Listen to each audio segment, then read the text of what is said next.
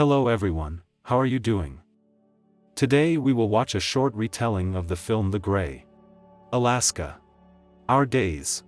A remote drilling rig that employs mostly ex-prisoners. John is a former sniper and hunter hired by an oil company to protect him from wild predators. He is hard going through the death of his beloved wife and, in his opinion, there is no further meaning in his life. After sitting in a local bar for a while, he tries to shoot himself with his own rifle, but a sudden howl of a wolf in the mountains makes him take his fingers off the trigger. The next day, he, along with a watch of drillers, returns by plane, which falls into a zone of turbulence and crashes in the endless forests of Alaska. There is nowhere to wait for help, and miraculously the survivors of the disaster, including John, are trying to survive at any cost. The problem is complicated by the fact that the plane crash occurs near the lair of a large pack of wolves.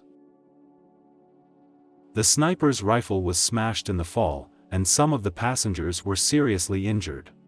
Gradually realizing their situation, people decide to fight back against the pack and simultaneously try to find a way out of this situation. Starved wolves roam around in search of meat. Wild hunger pushes them to hunt. Oil workers lose their comrades one by one. If someone falls behind at least a couple of steps, he is immediately torn apart by a savage pack. Noticing a forest in the distance, John, becoming the leader of the survivors, convinces to leave the wreckage of the plane and get to the trees, where it will be easier to fend off predators. But only 5 manage to get through the deep snow to the forest, where they are still surrounded by a hungry pack. Her experienced leader first incites the Omega male on the survivors, but they manage to kill him. John's knowledge and composure help exhausted people fend off the rest of the pack. As an act of intimidation, they decide to roast and eat a dead wolf.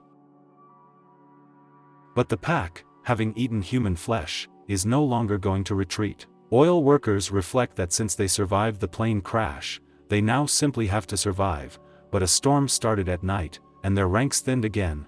Berg froze while sleeping. No matter how hard John tried to bring him to his senses, it was too late. The rest decide that the river will save them, but on the way there is a huge chasm that needs to be overcome by a homemade rope. This was a serious test of the strength of the spirit. One of the heroes panics and breaks down to be torn to pieces by wolves. Soon they find a river and decide to walk along its shore.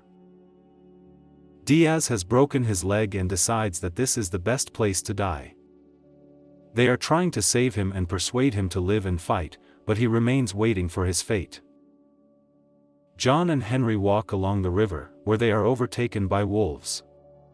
During the chase, Henry falls into the water and drowns, falling into a whirlpool. Having lost his comrades one by one, John, having lost his own strength, decides to stop in a grove, not far from the river. Taking out the wallets of the victims, he examines the photos and puts them in one pile. But after examining the area and hearing the growling of the wolves surrounding him, he suddenly realizes that he did not come across a shelter at all, but found himself right in the lair of the predators chasing him. The wolves want to pounce on John, but the leader's loud growl interrupts their attack. John, realizing that this is the end, puts all the wallets side by side. Before his eyes, he sees his dying wife, who encourages him. Seeing that the wolf is preparing to attack, he takes out of his backpack everything that can be useful for protection. He ties 3 bottles with broken bottoms with tape to his left hand, and a large knife to his right. In his thoughts, he recites the lines of a poem composed by his late father, "Live and die this day." The film ends with John throwing himself at the wolf. After the end credits, a 3-second scene is shown, a dying alpha male with John lying on his back. That's how this movie ends.